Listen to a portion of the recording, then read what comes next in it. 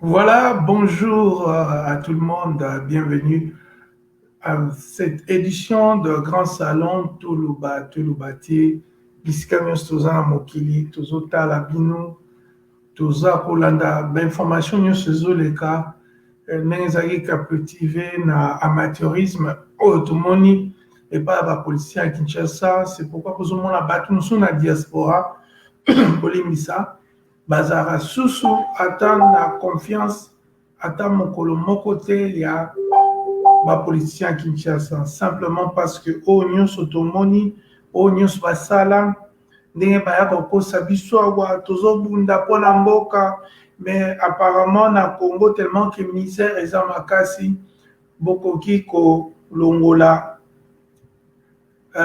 lokoso ya mbongo te na bato wana. Bango mingi 90% na bango wana basalaka politique ya mbongo, politique bapesa bango mbongo. Alors voilà comment na biso ya kosikola Congo ezokozwa temps, eza koumela nyonso wana mpona nini. Les gens ne sont pas prêts à kosala abnégation, les gens ne sont pas prêts à komilongola, les gens ne sont pas prêts à kofanda vraiment koloba ke bon mbala oyo tosala mpona mboka na biso. Et banguna na biso, notamment Rwanda, Burundi, Uganda, bapays mosusu bakotaka b'Afrique du Sud, Zimbabwe, tout ça, baya na mboka na biso mpona nini? Parce que nous avons des gens corruptibles. Toza vraiment na bapoliticien te oyo bayebi baza na esprit ya abnégation, esprit ya sacrifice, esprit ya kokota politique mpona batonga eloko moko. La plupart de nos politiciens, ils sont là que juste pour l'argent, l'alcool, les femmes. Donc, nabasomba ba voiture na likolo ya makamba buzoba nyonso bazosala. Yango bozomona toza ko tourner en rond, et ben nemi na biso nyonso na limitrophe to na mondial, bango nyonso bazoko profiter na état de choses wana. Bango tout bayebi ke congolais bazwake kaka na mbongo. Congolais akoki koteka mboka, kofunda moninga na ye, koloba même ba discours nde bolandaka ba faux politiciens na biso balobaka, akoyaka alobi ntango bakotia kaka mbongo sur la table, ba conviction nyonso soki ezalaki mpe soki ezalaki te nyonso disparaître. C'est pourquoi bomoni ndenge président actuel akoma na pouvoir nganga loba, mais na kati na ye pas de rein solide, a succombé toujours na piège oyo ekweyisa bapoliticien nyonso ya Congo likambo ya mbongo. Alors lelo toyo koséternize likambo wana te, toyo koloba ke bino moko bozoyoka baintelligence ezobima ke président Kagame aza maladi. Président wana soki mwe motali ye boye azaka motu ya santé ya makasi te. C'est aussi ça le cynisme avec les dictateurs. Misu bazaka lemba me musane ko beta batu ko boma okanisa ke jango muta makasi nzoka na scène ye. C'est une personnalité faible, malade parfois, mais bazwa aura wana ya kogangela ko contrôler batu. Alors maintenant Kagame asali biso 20 ans mobima depuis basala double génocide na bango o ba utu baboma batuti baboma ba utu. Alors depuis basala ngo mokili, communauté internationale ekomaki likambo ya Rwanda balingi kokota te mpona base sentaki coupable na ndenge bato bamibomaki ndenge wana.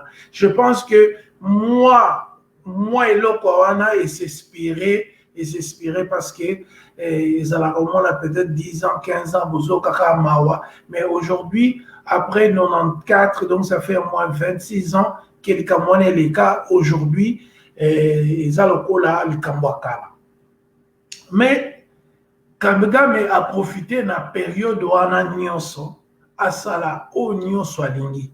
Ba crime nyonso bozomona oyo etangamaki na rapport mapping de 96 à 2003, mingi na kati ya bacrime wana cerveau moteur ya makambo wana ezalaki Paul Kagame. na armée na ye bien sûr, na ba proxy na ye, ba pion na ye na kati ya mboka na biso. Mais ye ne na cadre ya impérialisme rwandais, parce qu'il faut qu'on en parle, c'est purement de l'impérialisme kozala na ba visée na kati ya ba mboka ya bato mosusu. Et Kagame azali na visée wana, il y a coltan ya mboka na biso, il y a ba ressources na biso ya est mobimba ekoma eloko moko tokabolaka ngo na ye. Et yango boyomona lelo Rwanda koma exportateur ya or, Rwanda koma exportateur ya coltan, Rwanda koma exportateur ya makambo ebele. Mais tobundi na Kagame bambula politiquement, malgré ba trahison na baron na biso nyonso, ba président na biso nyonso bazali corrompu, armée na biso ezalaki corrompu, ba population, ba chef coutumier ya ba contrée mosusu bazalaki corrompu. Mais heureusement que na kati na biso ba congolais batelema kaka, surtout na est wana ba mai na ba groupe locaux mosusu bazalaki kaka telema, ba filimbi ba lucha bato ebele batelemi po babunda contre impérialisme ya Paul Kagame. Mais lelo ntango mosusu tokoki ye na bitumba te, mais nature elongi ba soupçon eza kobima ya ndenge na ndenge qui n'est plus en bonne santé, et comme il faut rappeler suka ya maréchal Mobutu ndenge ezalaka na mokili, il y a toujours une fin à tout. Mais là on a zosenga la biso ba congolais lokola to nature et comment vous avez raison na lokuta ba mensonge nyonso o bomoni même ambassadeur révisionniste négationniste rwandais hier ko wanga na ba massacre o eleka na ba tingi na ba boye. Mais vérité comme ko ya yango moko et peuple congolais bomoni ba komi ko telemela Kagame même na Congo, même na Goma, même na Lubumbashi, même na Kinshasa et partout na Congo bato bakomi elobaki mutu akomi na suka et komi tango o que peuple congolais sengeto telema poto achever régime oyo et boma plus de 6 à 10 millions de Congolais et salate plus de 2 millions de femmes bas à la violer, dans nos autres 2 millions de violés, sans oublier même les hommes, les enfants, les grands-mères, les bébés o ba décapita ba tia bango ba tungle ba meli ba boma bango pona na impérialisme rwandais vision na bango wana ya ko zala toujours à un pied à l'est de la RDC. Ya molozo mona biso siko na ngongo yo il faut to banda ko kangama. Et tozo senga na bato bazo comprendre te bazo na biso Olivier Bolia, mais il y a le président Félix Tosangana. Le président Félix n'est pas avec nous. Il n'est plus dans notre logique, il n'est plus dans la lutte. Bino ndebo ke ne retrouver Oya Kakoloba, au pasteur Joël Kondé, Olivier Bolia, Odombo Botika Bosangana na Félix. Bino bo me mane message na biso boko no yebisa ye. Boko no yebisa ye vérité. C'est ça le problème avec les fanatiques, les complexés, tous ces gens-là, au bazaba complexés. En bref, nous sommes toujours dans la lutte wana ndenge ezalaki. Ba o ba longwe ba kena osangana na ba Rwandais, na Kagame, na Moyibi, na lokuta, na enrichissement illicite, ce n'est pas nous. S'il y a des conseils à donner, ce n'est pas nous qui nommons Batunakati ya Congo wana. Ce n'est pas nous qui tissons des liens avec tel ou tel pays. Biso toza ba combattant bande ona bino o kaka ba telemine loko moko esimbaka biso. C'est la morale et la morale c'est Dieu. Donc et loko esimbaka biso kaka ezali parce que toza kondima ke mabe eza mabe malamu eza malamu. À part ça toza na loko mususu te. Et tout ça est soutenu par le bon Dieu parce que Nzamba lingi que Congo est comme na bakambu ya bien, ba juste, bato bazo tambola na bosolo. C'est pourquoi tant Kagame a comme maladie boy. Tant biso photo banda ko sangana. Tant biso to banda to récupérer mboka na biso. On n'a rien contre le peuple rwandais. Nous voulons simplement récupérer nos terres, telles que Mobutu, qui était le dernier président à avoir dirigé l'ensemble de ces pays, nous a légué en 1996. Donc, ils allaient très, très, très important que les Congolais, tolamuka. Toyebaka nemi na biso nani, toyebaka ndeko na biso nani.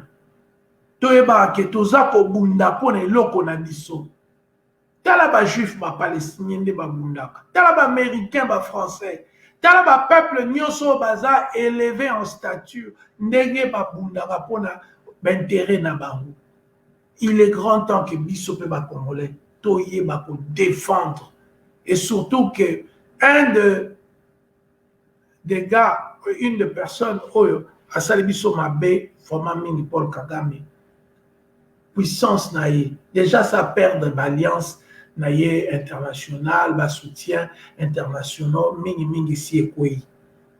Donc, si ko bison des peuples congolais, totika bokindumba, totika lokoso na mbongo, totika babiloko où rendra biso inutile ya mono moni tamususu mutu même alingo ya osalisa congolais atali abiba owana okosalisa lobi alandi mbongo okosalisa kokoya na ye na kopo masanga les secrets d'état makambo na biso ba congolais ezokobima banguna na biso bayebi o nyonso tokosala parce que nous ne savons même pas le sens du secret.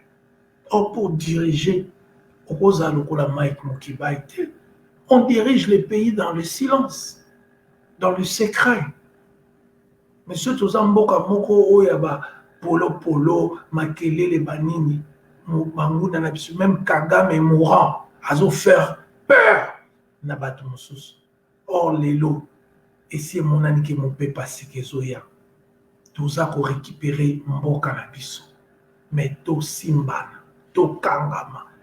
To changer pe bisale li ba paradigme to changer l'obéli et tamboli na biso ndezala mabe. On parle trop des secrets d'état, on parle trop des uns des autres, on parle que des gens y a. Or nous les Congolais demain nous voulons bâtir en haut na vision, donc bâtir en haut na ba action wana et kozala soutenu par fonctionnement, pour soutenir par fonctionnement, il y a régalien, il y a biloko nyonso, il y a l'État.